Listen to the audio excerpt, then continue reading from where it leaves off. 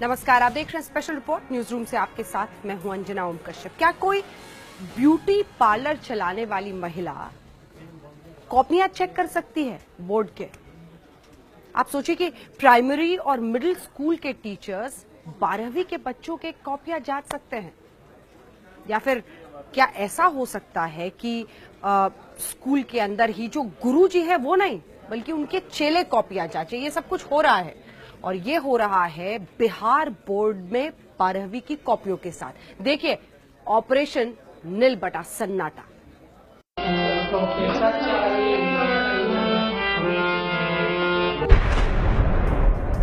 मैं बायो का पेपर नहीं दिया, फिर भी उसमें मुझे पास किए गए हैं अच्छे नंबर से। कौन से सब्जेक्ट हैं आप टीचर? मैथ्स के टीचर है, इंग्लिश की कॉपी आप जांच रहे हैं। ब्यूटी पार्लर वाली मेम साहब ने जांची कॉपियां, मिडिल वालों ने जांची 12वीं की कॉपियां, गुरुजी के चेलों ने भी जांच डाली कॉपियां। कॉपी जांचने वालों पर कम नंबर देने का दबाव। देश का सबसे बड़ा शिक्षा घोटाला।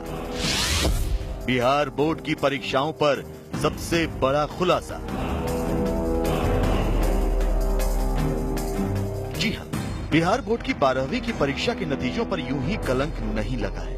बाकायदा कॉलेजों में इन छात्रों के रहनुमाओं ने ही इन नतीजों की कलंक कथा लिखी है। जहां ब्यूटी पार्लर चलाने वाली मेम साहब बच्चों की कॉपी जांचे, छोटे छोटे बच्चे 12वीं की कॉपी जांचे, वहां अच्छे नतीजों की उम्मीद आप भला कैसे कर सकते हैं?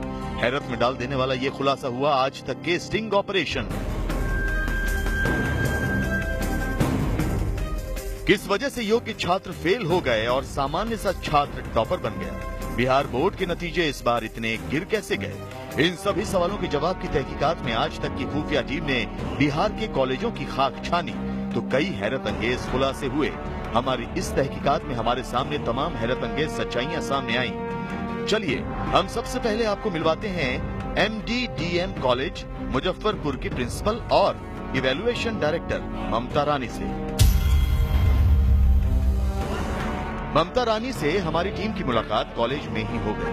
ममता ने सीधे सीधे मान लिया कि परीक्षकों से उनकी क्षमता की 2 गुना कॉपियां जचवाई गई, औने पौने नंबर दिए गए।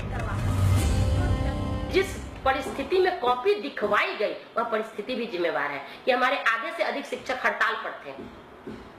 +2 वाले जितने थे समान काम समान वेतन को लेकर के, और उन लोगों को हड़ताल को तोड़वा के और समय पर रिजल्ट देने के लिए काम का दबाव भी बढ़ा, और एवरेज मार्किंग हुआ, दबाव बढ़ा, और उस दबाव का नतीजा यह रहा कि जल्दी जल्दी करके देना। तो जिसकी कैपेसिटी 30 की है वो 60 कॉपी देख रहा है। तो गलतियां स्वाभाविक है, गलतियां स्वाभाविक है।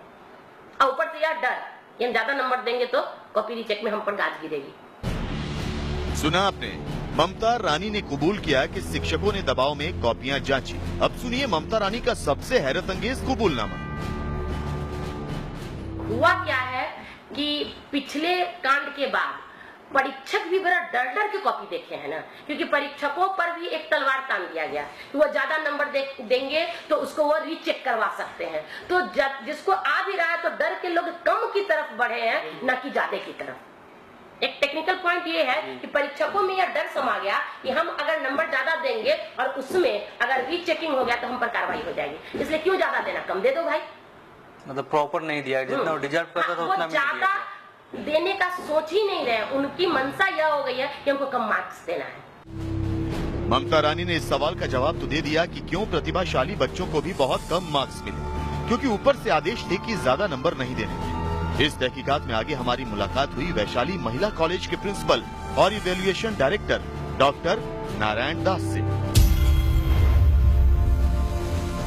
नारायण दास ने तो दबाव में कॉपियां जांचने की बात कबूल की है, साथ में ये खुलासा भी किया कि कैसे छात्रों के भविष्य के साथ खिलवाड़ किया गया।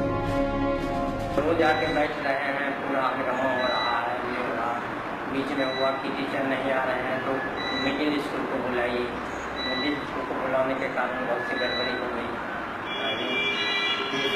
अच्छा, मिडिल स्कूल से बुलाया था आपने?